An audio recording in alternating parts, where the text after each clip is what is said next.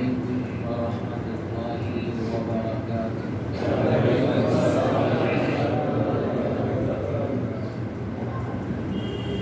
الحمد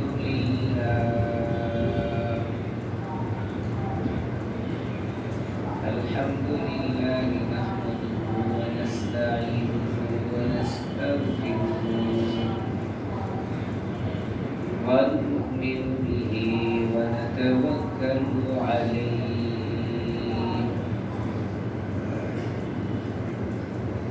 ونعوذ بالله من شرور أنفسنا ومن سيئات أعمالنا. من يهده الله فلا مضل له ومن يضلل فلا هادي له. ونشهد أن لا إله إلا الله وحده لا شريك له. ونشهد أن سيدنا وسندنا ومولانا محمدا عبده ورسوله الذي أرسله بالحق بشيرا ونذيرا وداعيا إلى الله بإذنه سراجا وقمرا منيرا. أما بعد فقد قال سبحانه وتعالى في كلامه المجيد وفرقان الحميد. فأعوذ بالله من الشيطان الرجيم. بسم الله الرحمن الرحيم. وأيوب إذ نادى ربه إني مسني الضر وأنت أرحم الراحمين. وقال سبحانه وتعالى فاستجبنا له فكشفنا ما به من ضر وآتيناه أهله ومثلهم معهم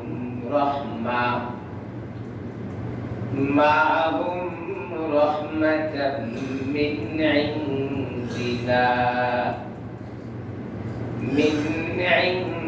عندنا وذكرى للعابدين.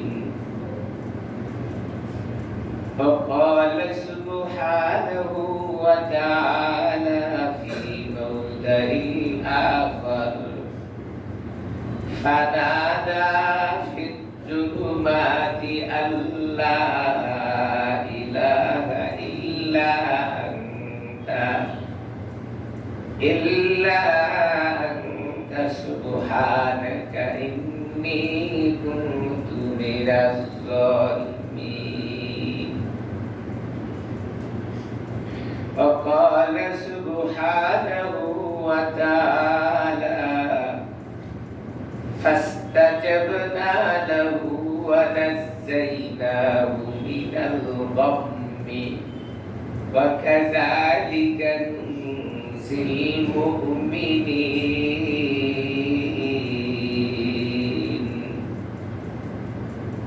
وقال سبحانه وتعالى فنادى ربه رب لا تجرني فردا وأنت خير الوارثين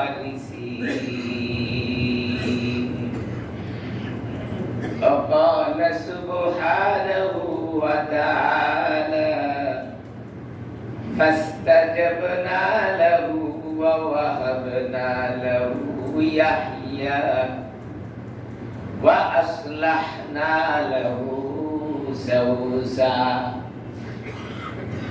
وقال النبي صلى الله عليه وسلم حب الدنيا رأس كل خطيئة أو كما قال النبي عليه الصلاة والسلام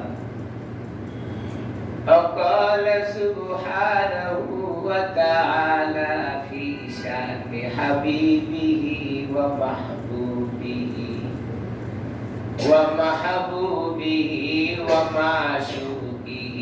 مخبرا وآمرا إن الله وملائكته يصلون على النبي يا أيها الذين آمنوا صلوا عليه وسلموا تسليما اللهم صل على محمد وعلى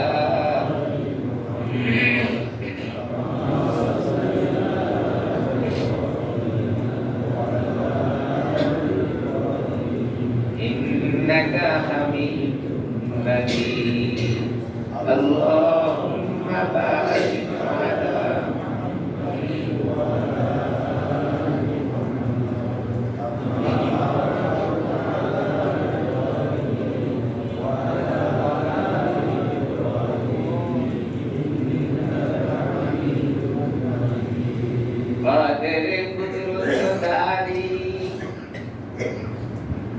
قادر قدرت داری ہر سے کاہی آگنی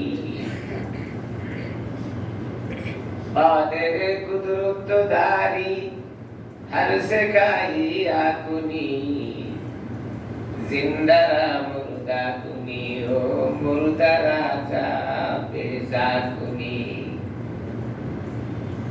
ہو زمانہ معزز تھے حامل قرآن کار ہم جلیل کار بونی تارک قرآن کار لا الہ الا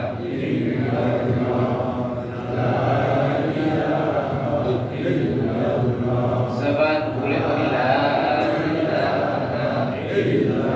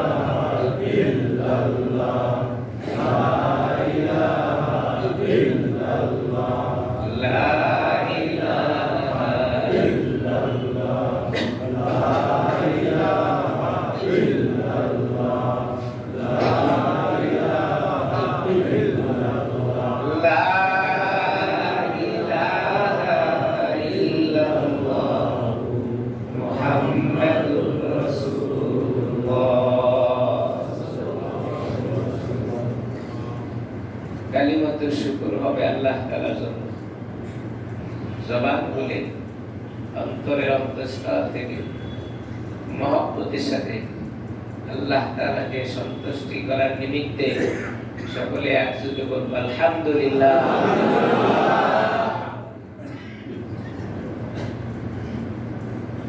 শুকর গুজারে হবে কার?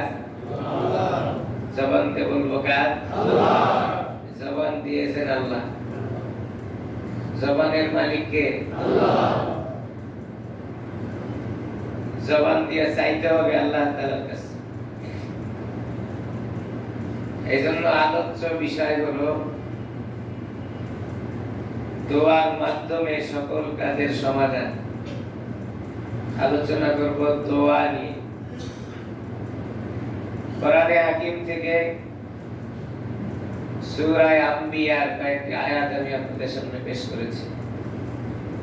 আল্লাহ তাআলা যদি আমাকে তৌফিক দান করেন, খুব অল্প সময়ে এই আয়াতের সার সংক্ষেপ কিছু কথা বলার জন্য চেষ্টা করব। এজন্য আল্লাহর সাহায্য চাই। আমার গলার অবস্থা আপনারা জানেন, বেশ প্রায় এক সপ্তাহ যাবত আমি ঠান্ডায় বুক জাম হওয়ার কারণে নামাজ পড়তে কষ্ট হয়। আমি ফজরেও আজকে অনেক কষ্ট করে নামাজ পড়েছি, তারা ছিলেন। এই মসজিদে ঢোকার আগেও ভাবতেছিলাম যে হয়তো কোনো কথা না বলে শুধু খুতবা করে নামাজ পড়ব, কিন্তু মনের চাহিদা এই জায়গায় আমি আপনাদেরকে দেখাতে পারবো না। হ্যাঁ, সময় পার হয়ে যাবে, কিছু কথা বলবো না, নিজের আমলের জন্য কমপক্ষে বলা।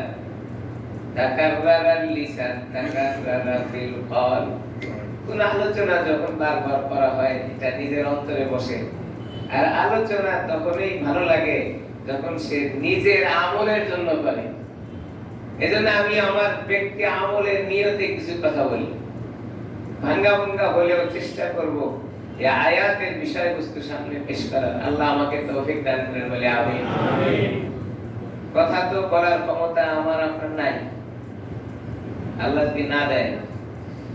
সুস্থ মানুষ, সবল মানুষ, সব ঠিক আছে, কণ্ঠের কোথায় যেন আল্লাহ একটু সমস্যা করে দিচ্ছে, বা সব সমস্যা। এই জন্য দোয়ার মাধ্যমে আল্লাহ তাআলার কাছে চাওয়া।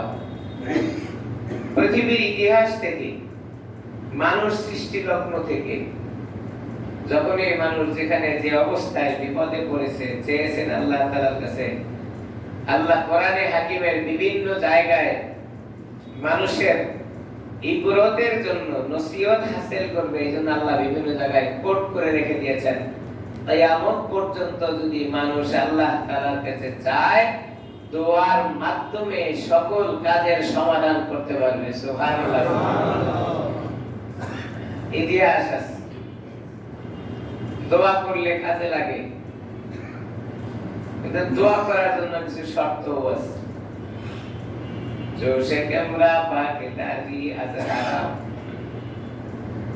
जो शेकमरा पाकेदारी अजहरा, मरदई मातार बशी वस्सलाम। আপনি যে দোয়া করবেন, এই দোয়া করার জন্য কিছু নিয়ম নীতি আছে।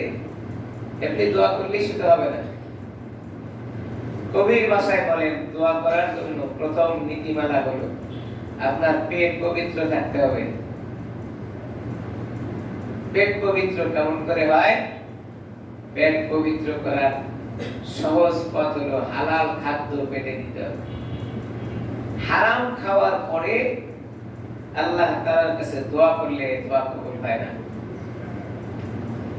এইজন্য অনেক সময় আমরা দেখি বিপদে আছি, দোয়া করতেছি কিন্তু কাজ হচ্ছে না, সমাধান পাই না। সমাধান পাই না কারণ কি? কারণ হলো দোয়া উপরে ওঠে নাই, দোয়া উপরে ওঠেনি। নাপাক খাবার যতক্ষণ পর্যন্ত দূর না হবে, ততক্ষণ পর্যন্ত আমি দোয়া করলে আল্লাহ তাআলার দরবার পর্যন্ত সে দোয়া পৌঁছবে না। মুশকিল।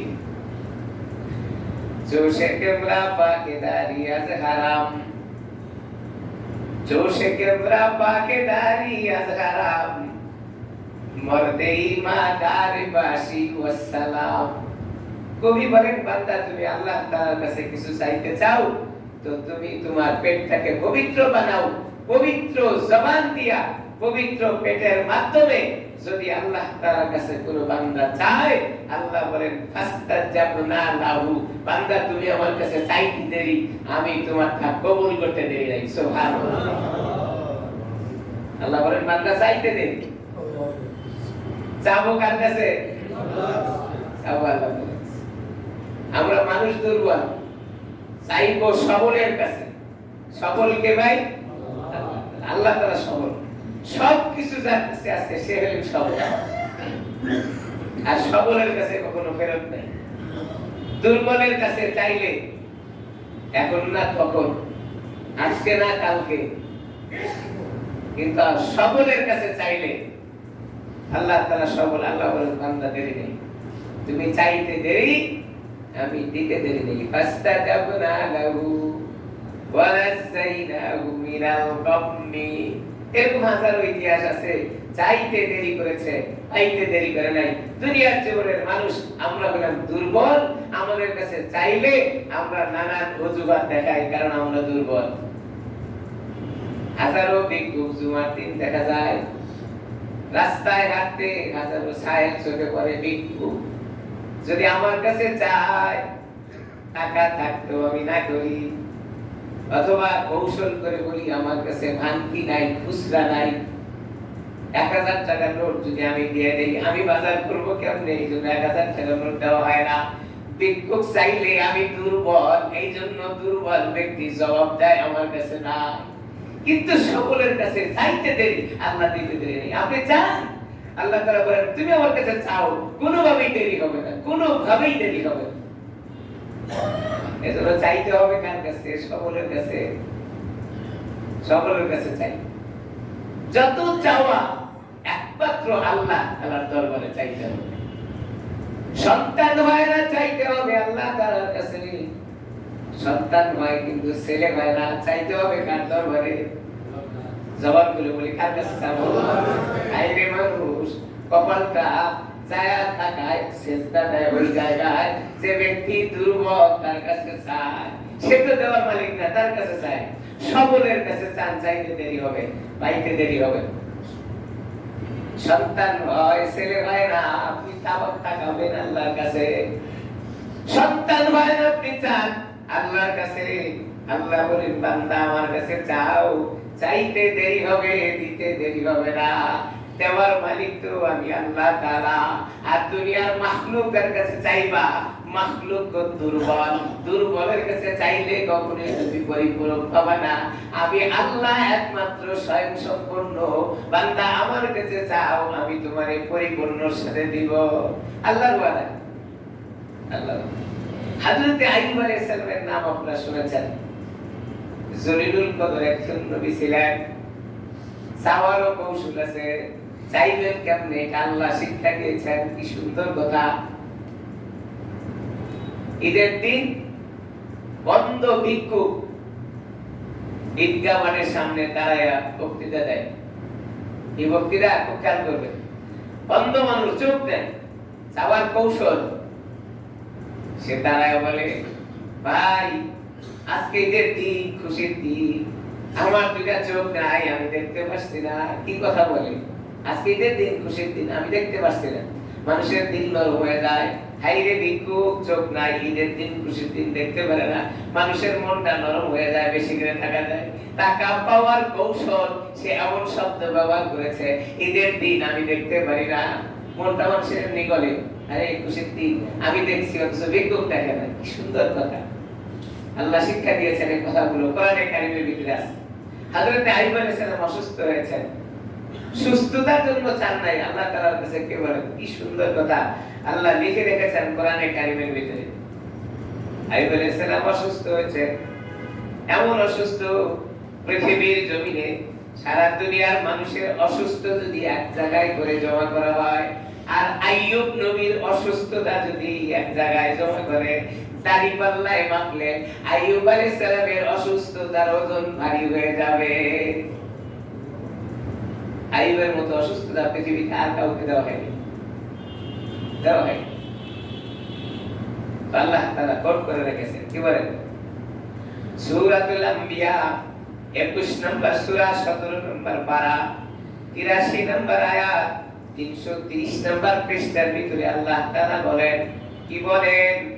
ওয়া আইয়ুবা ইয নাদা রাব্বাহু ইন্নী ইন্নী মাসানিয়াদ দুররু ওয়া আনতা আরহামুর রাহিমিন। আইয়ুব আলাইহিস সালাম বলতেছেন, ইজনাদা রাব্বাহু, ও আমার রব, ও আমার প্রতিপালক, ও আমার মালিক, ও আমার স্রষ্টা। রাব্বাহু, আপনি তো আমার রব। ও রব, আপনি তো আমার প্রতিপালক, আপনি আমার মালিক, সব তো জানেন, আমার সম্পর্কে আপনার সব জানা আছে। ইন্নী মাসানিয়াদ দুররু, আমি তো অসুস্থতায় ভুগতেছি। ইন্নী, আমি মাসানিয়াদ দুররু, বিপদের মধ্যে পড়ে আছি। ওয়া আনতা আরহামুর রাহিমিন, আর আপনি তো সবচেয়ে বড় দয়াবান।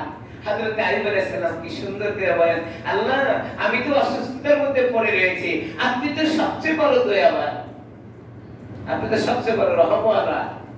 এই কথা আইয়ুব আলাইহিস সালাম বললেন। আইয়ুব এই কথা রবের সামনে বলার পরে আল্লাহ জবাব দেন, আইয়ুব তোমার কথা আমার কর্ণগহ্বরে পৌঁছে গেছে। আল্লাহ জবাব দেন সূরা আম্বিয়া 21 নম্বর সূরা 17 নম্বর পারা 84 নম্বর আয়াতে আল্লাহ তাআলা হযরত আইয়ুব আলাইহিস সালামের কথার জবাব দেন, কি বলেন? ফাস্তাজাবনা লাহু ফাকাশাফনা মা বিহি মিন দুররি ওয়া আতাইনাহু আহলাহু। আল্লাহ তাআলা বলেন ফাস্তাজাবনা লাহু, ও আইয়ুব তুমি বলেছো, এই কথাটা আমার কানে পৌঁছে গেছে, আমি আল্লাহ শুনেছি। ফাকাশাফনা, আমি তোমারে সুস্থতা দিয়ে দিলাম। সুবহানাল্লাহ। ফাকাশাফনা, আমি তোমারে সুস্থতা দিয়ে দিলাম। আর কি আল্লাহ বলেন, শুধু সুস্থতাই তোমারে দেই নাই, মা বিহি মিন দুররিন, তুমি যত প্রকারের বিপদে ছিলে সব বিপদগুলো আমি আল্লাহ দূর করে দিলাম। আইয়ুব সালাম বলতে দেরি করেছেন, জবাব আসতে দেরি নেই। আর কি বলেন আল্লাহ তাআলা? ওয়া আতাইনাহু আহলাহু ওয়া মিসলাহুম মাআহুম রাহমাতাম মিন ইনদিনা ওয়া যিকরা লিল আবিদিন। আইয়ুব, শুধুমাত্র তোমার অসুস্থতা আমি সুস্থতা দান করে ছেড়ে দেই নাই। তুমি তোমার পরিবার রেখে এসেছিলে, তোমার পরিবার কোথায় আছে তোমার জানা নাই, আমি তোমার পরিবারকেও তোমার কাছে পৌঁছে দিলাম। ফাস্তাজাবনা লাহু ওয়া নাযাইনাহু, আল্লাহ বলেন বান্দা তুমি আমারে ডাকো, ডাকতে দেরি হবে, আমি আল্লাহ তোমার ডাকের জবাব দিতে দেরি হবে না। এইজন্য ডাকবো কারে? চাইবো কার কাছে?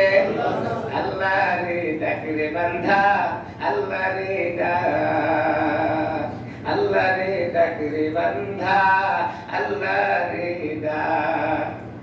আল্লাহ রে ডাকতে ডাকতে, আল্লাহ রে ডাকতে ডাকতে জীবন চলে যাক তোমার।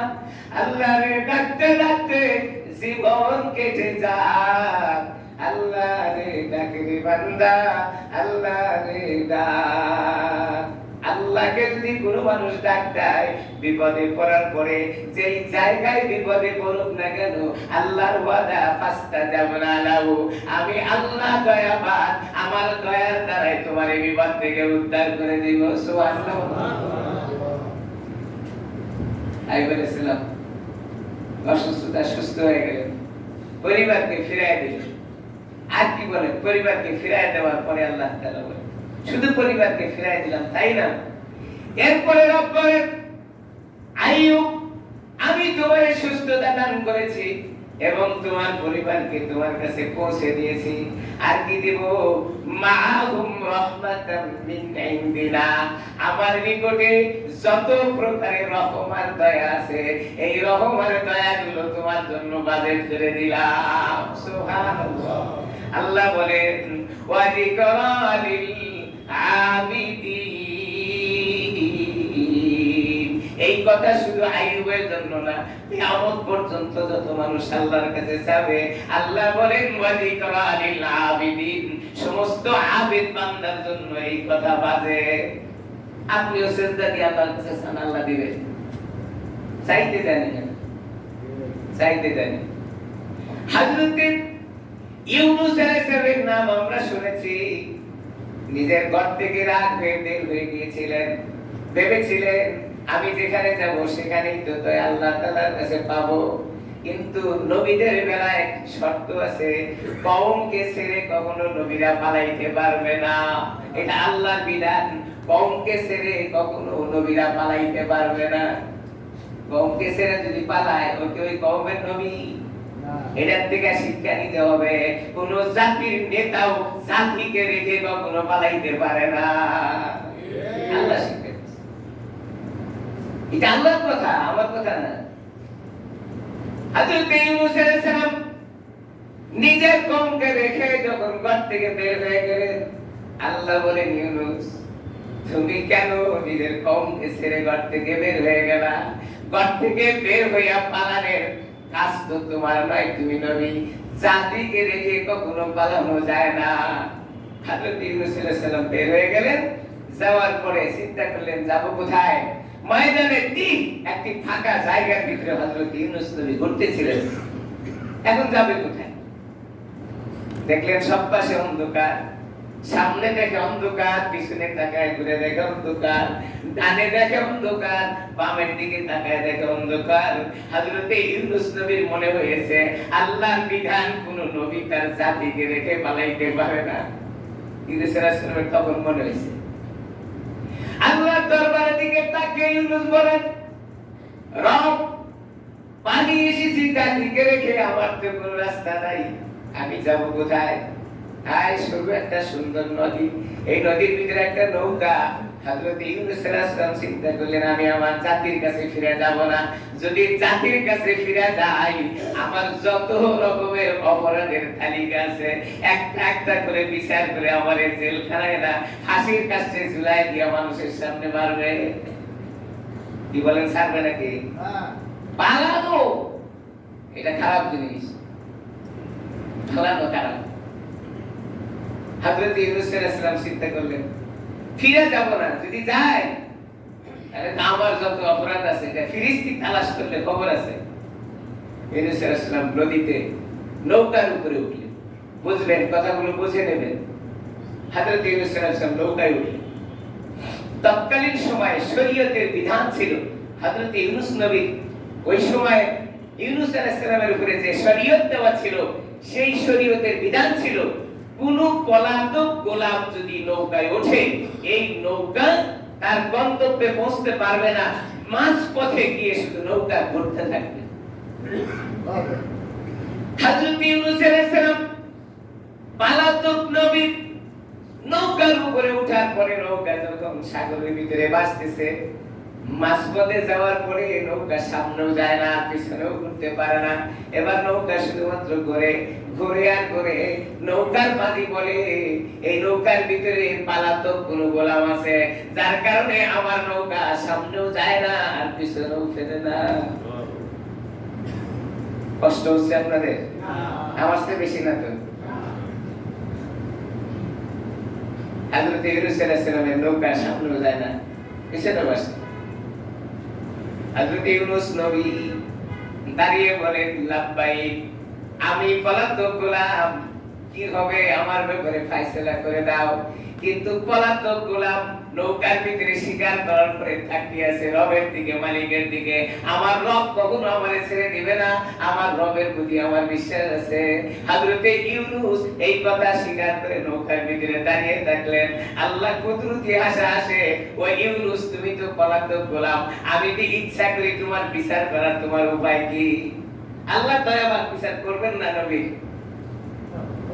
সিদ্ধান্ত হয়ে গেল পলাতক গোলামকে নৌকার থেকে যতক্ষণ পর্যন্ত নামিয়ে না দেওয়া হবে ততক্ষণ পর্যন্ত বাকি যাত্রীরা গন্তব্যে যাইতে পারবে না।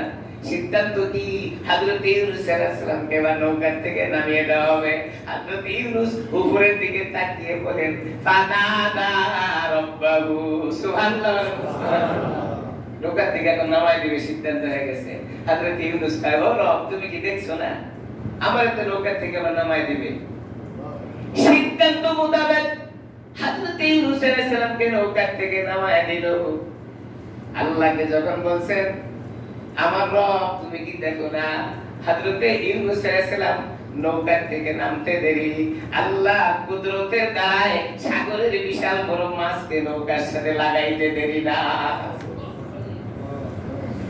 হযরত ইউনূস আলাইহিস সালাম ডাক দিয়েছেন, কি বলেছেন? ডাক দিয়েছেন। হযরত ইউনূস বলেন, আল্লাহ তুমি আমার রব, তুমি কি আমারে একটু দেখো না? আপনি কয়দিন বলেছেন আল্লাহ তুমি আমারে দেখো না? বিপদে পড়ে সেজদায় পড়ে কয়দিন কান্না করেছি। বিপদে পড়লে দৌড়ান এমপির কাছে, দৌড়ান মন্ত্রীর কাছে। আল্লাহ কসম করে বলি, কোন বান্দা বিপদে পড়ে কোন এমপি মন্ত্রীর কাছে দৌড়াতে হবে না। যদি সে সেজদায় পড়ে তার রবকে বলে, রব বিপদে পড়েছি আমি উদ্ধার করে দাও, তুমি সাক্ষী দিতে পারি আমি এই কথা। তার বিপদের উদ্ধারকারী মালিক একমাত্র আল্লাহ। একটা প্রমাণ আমার কাছে আছে, আমি যে আপনাদেরকে দুই একটা বলি আপনারা বিশ্বাস করতে চাবেন। বিপদে পড়লে ডাকতে হবে আল্লাহ তাআলার কাছে, প্রমাণ আমার কাছে আছে, আমি আপনাদের কাছে কসম করে বলতে পারবো। নবীদের প্রমাণের চাইতে তো আর বড় প্রমাণ কিছু লাগে না। আমি তো সাধারণ মানুষ, গোলাম, আমার প্রমাণ বাদ দেন, নবীদের প্রমাণ দেখেন। হযরত ইউনূস আলাইহিস সালাম বলেন, ফানাদা ফিস যুলুমাতি আল্লা ইলাহা ইল্লাল্লাহ সুবহানাকা ইন্নী কুনতু মিনাজ জালিমিন। হযরত ইউনূস আলাইহিস সালাম বলেন, ও আল্লাহ আর কোনো মাবুদ নাই তুমি ছাড়া, কোনো ইলাহ নাই। সুবহানাকা আমি তোমার পবিত্রতা বর্ণনা করতেছি। ইন্নী কুনতু মিনাজ জালিমিন আমি জালিমদের অন্তর্ভুক্ত, এইজন্য আমার এই শাস্তির ব্যবস্থা তুমি আমারে দেখো। হযরত ইউনূস আলাইহিস সালাম ডাক দিতে দেরি হয়েছে, আল্লাহ ইউনূসকে বাঁচানোর ব্যবস্থা করতে দেরি হয় না। আল্লাহ কয়, ও ইউনূস তুমি তো ডাক দিছো আমি তো শুনি। আল্লাহ শোনেন না? সুবে ডাকলেও শোনেন, জোরে ডাকলেও শোনেন, আওয়াজ করে ডাকলেও শোনেন, মনে মনে বললেও আল্লাহ শোনেন। একমাত্র শ্রবণকারী আমার রব, আপনি যেইভাবে ডাকবেন না কেন আল্লাহ ওইভাবেই শোনেন।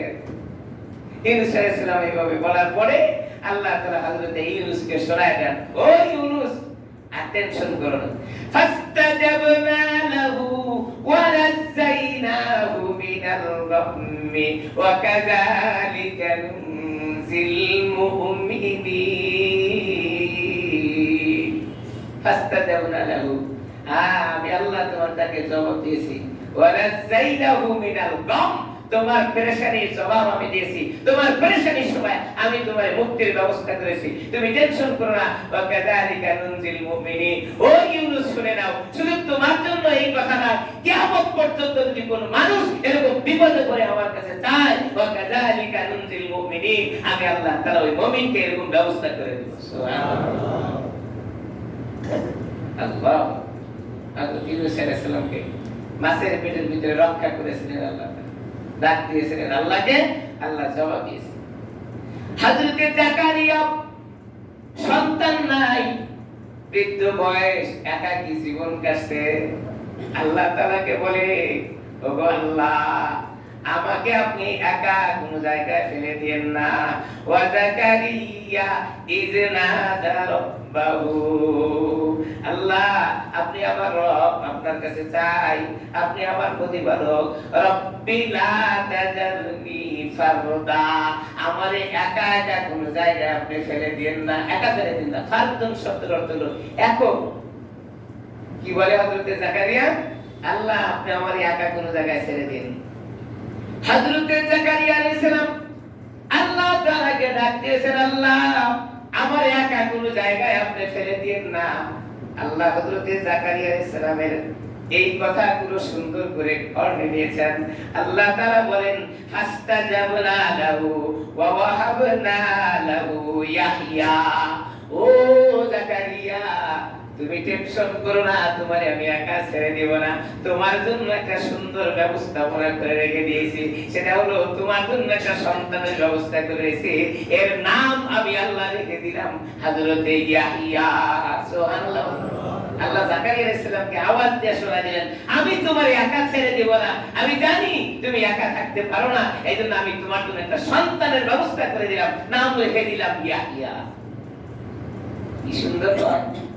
ফাস্তাজাবনা লাহু ওয়া ওয়াহাবনা লাহু ইয়াহইয়া ওয়া আসলাহনা লাহু যাওজা। ও জাকারিয়া, টেনশন করো না, তোমাকে আমি সন্তান দিব এবং তোমার স্ত্রীর গর্ভে দেওয়ার ব্যবস্থাও আমি করে দিব। এরকম যোগ্যতা করে তৈরি করে আমি তোমার সামনে পেশ করব। দোয়া করলে দোয়া কবুল হয়, দোয়া করলে দোয়া চাইতে হবে কার কাছে? চাইতে হবে কার কাছে? আল্লাহর নবী দোয়া করেছিলেন যে সময় নতুন ইসলাম শুরু, ইসলাম হযরতে আবু বকর সিদ্দিকের আগে দিয়া সময়টা দুইজন মানুষের যন্ত্রণায় ইসলামের ভিতরে দাওয়াত দিতে অক্ষম অবস্থায় জীবন যাপন করেছেন। রব্বে কারীমের দরবারে আল্লাহর হাবিব দোয়া করেছিলেন, ওগো আল্লাহ, হযরত ওমরকে না হয় আবু জাহেলকে ইসলামের ভিতরে আপনি প্রবেশ করার জন্য ব্যবস্থা করে দেন। কিতাবের ভিতরে লেখে দুইজনের নাম আরববাসীরা ওমর বলে ডাকতো। হযরত ওমরকে ওমর বলে জানতো এবং আবু জাহেলকে ওমর বলে ডেকেছিল। দোয়া করেছিলেন আল্লাহর হাবিব, আল্লাহ দুই ওমরের ভিতরে কোন একজন ওমরকে আপনি ইসলামের জন্য কবুল করে নেন। আল্লাহ দোয়া কবুল করেছেন, হযরত ওমর রাদিয়াল্লাহু তাআলা আনহুকে ইসলামের জন্য কবুল করেছেন। সুবহানাল্লাহ। দোয়া কবুল হয় তো অবশ্যই। হযরত আবু হুরায়রা রাদিয়াল্লাহু তাআলা যার থেকে অসংখ্য হাদিস বর্ণনা করা হয়েছে, যাকে মুহাদ্দিসিনে কেরামরা রইসুল মুহাদ্দিসিন বলেন, অসংখ্য হাদিস যার থেকে পাওয়া যায়। হযরত আবু হুরায়রা রাদিয়াল্লাহু তাআলা ইসলাম ধর্ম গ্রহণ করার পরে তাকে ঘর থেকে বের করে দেওয়া হয়েছিল। মা বলেছিল, আবু হুরায়রা, তুমি যতক্ষণ পর্যন্ত ইসলাম ছাড়বে না আমার ঘরে আসতে পারবে না। হযরত আবু হুরায়রা ছোট মানুষ, ঘর থেকে বের হয়ে গিয়ে রাসূলের দরবারে পৌঁছে গেছেন। আবু হুরায়রা রাদিয়াল্লাহু তাআলা বলেন, আমার মা মুশরিকা, আমি ইসলাম ধর্ম গ্রহণ করার কারণে ঘর থেকে বের করে দিয়েছে।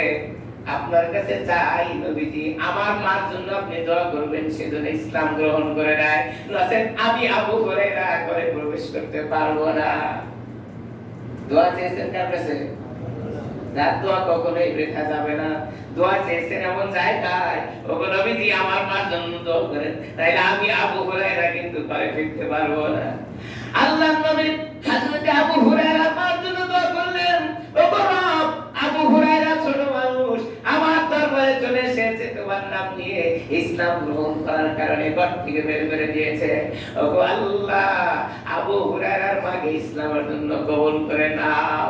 এই দোয়া করার পরে কিতাবে লেখেন, আবু হুরায়রা রাসূলের দরবারে আর দেরি করে নাই, ঘর থেকে বের হয়ে দৌড়ায় ঘরের দিকে।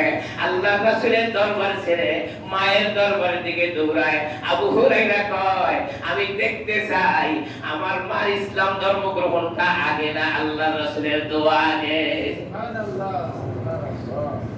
আমার রাসূলের দোয়া আগে নাকি আমার মা ইসলাম ধর্ম গ্রহণ করেছে এটা আগে? আবু হুরায়রা রাসূলের দরবার থেকে চলে গেলেন, নিজের মায়ের ঘরে দরজার সামনে দাঁড়িয়ে ডাকতেন, মা, আমি আবু হুরায়রা আপনার দরবারে ফিরে এসেছি। কি সুন্দর কণ্ঠে আবু হুরায়রার মা ঘর থেকে জবাব দেয়, আয় আবু হুরায়রা, আয়, আমি তোর জন্য অপেক্ষা করছি, তুই লিখে নে, তুই যে দলের আমি মাও সেই দলের। সুবহানাল্লাহ। দরজা খুলে দিল। হযরতে আবু হুরায়রা তার মার দিকে তাকিয়ে দেখেন, আবু হুরায়রা তার মার দিকে নজর করে দেখেন, মা গোসল করে এসেছে, মাথার চুল থেকে পানিগুলো টপ টপ করে বয়ে পড়ে। আবু হুরায়রার মা বলেন, আবু হুরায়রা রে, আমি অপেক্ষা করছি তুই কখন ফিরে আসবি। দোয়া কবুল হয়, দোয়া কবুল হয়। চাইতে হবে কার কাছে? চাইতে হবে কার কাছে?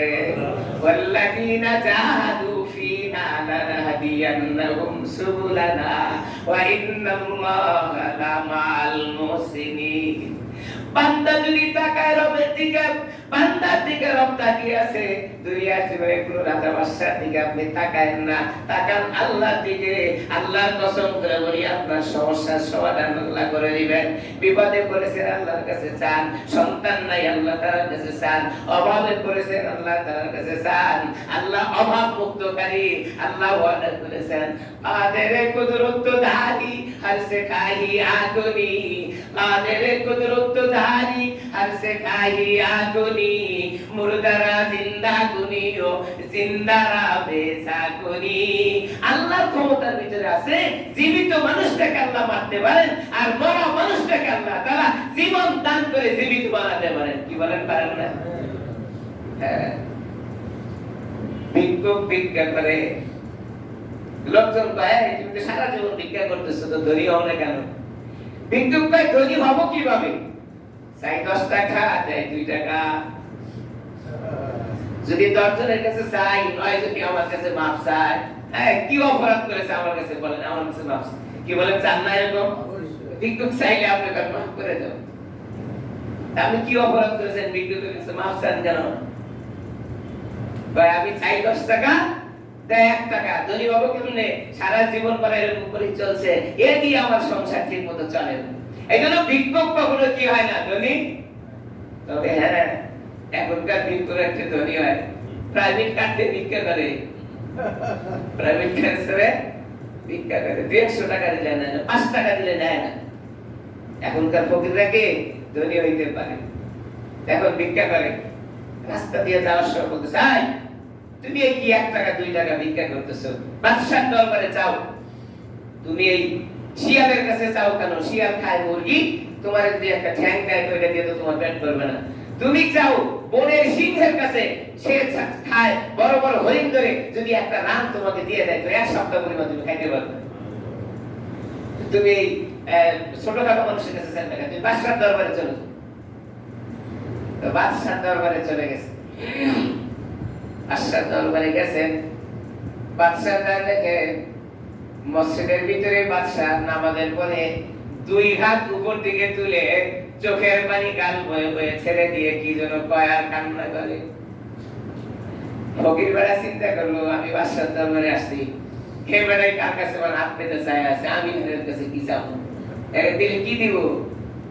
বুঝুন না, এর অবস্থা দেখছে যে এই তো আরেকজনের দিকে তাকায় আছে, আমারে কি দিব? হযরত ওসমান রাদিয়াল্লাহু তাআলার নাম আপনারা শুনেছেন, জানেন? চতুর্থ খলিফা, 3য় নম্বর খলিফা হযরত ওসমান রাদিয়াল্লাহু তাআলা। জিন্নুরাইন, রাসূলের 2 জন মেয়েকে তার কাছে বিবাহ দিয়েছিল। সুবহানাল্লাহ। হযরত ওসমান রাদিয়াল্লাহু তাআলা দুনিয়ার জীবনেও ধনী ছিলেন, আখিরাতেও আল্লাহ তাআলা সর্বোচ্চ মর্যাদা সম্পন্ন জান্নাত তাকে দান করবেন। সুবহানাল্লাহ। রাসূলের কাছে এক ভিক্ষুক এসে সওয়াল করেছে, ওগো নবীজি, অনেক অভাবে আছি, কিছু দেন। রাসূল হযরত ওসমানের দরবারে পাঠিয়ে দিয়েছে, যাও ওসমানের কাছে যাও। ভিক্ষুক আস্তে আস্তে গেছে, যায় ওসমানের গেটের ভিতরে প্রবেশ করছে। গিয়ে দেখে হযরত ওসমান রাদিয়াল্লাহু তাআলা আনহু মাটির ভিতরে তুলা ছড়ে ছড়ে আছে। এই তুলাগুলো পুরাইয়া পুরাইয়া তার বালিশের ভিতরে ঢুকাচ্ছে। ভিক্ষুক চিন্তা করলেন, অভাবী তো অনেক দেখেছি, বালিশ ছিঁড়ে তুলা ছিঁড়ে উড়ে পড়ে যাচ্ছে, এগুলা কুড়ায় নিয়ে এসে বালিশে ভরে এই ব্যক্তির কাছে চাইলে সে আমার কি দিব? আমার সাথে বড় ভিক্ষুক সে। কিছু না চাইয়া রাসূলের দরবারে চলে গেছেন। ফিরে আসতেন, রাসূল মাথা তুলে বলতেছেন, কি ব্যাপার হুজুর, আপনি কিছু দিলে দেন, না দিলে এমন লোকের কাছে পাঠাইছেন হুজুর, অবস্থা দেখে মনে হয় না যে সে কিছু দিবে। তুমি চাইছো? না, চাই নাই। আবার যাও। ভিক্ষুক চিন্তা করলেন, মহাযন্ত্রণা, আবার যাওয়ার পরে এবার হযরত ওসমানের দরবারে তাকায় দেখেন একটা নেম্পো কুপিবাতি, যারা সিনিয়র পারসন তারা জানবেন, কেরোসিন তেল দিয়ে আগে কুপিবাতি জ্বালানো হইতো, এখন তো এটা নাই। এখন 15-20 বছরের বাচ্চাদের এটা বললে হাসি মজাকের কিস্সা মনে করবে। আমরা হেরিকেনের আলো দিয়ে লেখাপড়া করেছি, ঘরে কুপিবাতি, যারা গ্রামে বসবাস করেছেন তারা জানেন, মাটি দিয়ে সুন্দর করে খাঁচা বানানো হতো। ঝড় তুফান আসার ভয়ে বাতাসে নিভে যাবে, এই জন্য সেটা সেখানে ঢুকায় রাখা। দেখেছেন যারা সিনিয়র পারসন বলতে পারবেন। হযরত ওসমান রাদিয়াল্লাহু তাআলা আনহু এই কুফি বাতি উপরে এটাকে শলিকা বলে, কাপড় দিয়া অথবা কোষ্টা পাট দিয়া এগুলোকে বানানো হয় আগুন লাগানোর জন্য। এইটা একটু উপরে বেশি ওঠার কারণে আলো বেশি জ্বলছে। হযরত ওসমান রাদিয়াল্লাহু তাআলা এটা খুলে আস্তে আস্তে নিচের দিকে টেনে আলোটাকে কমায় দিচ্ছেন, আলো যেন বেশি না হয়।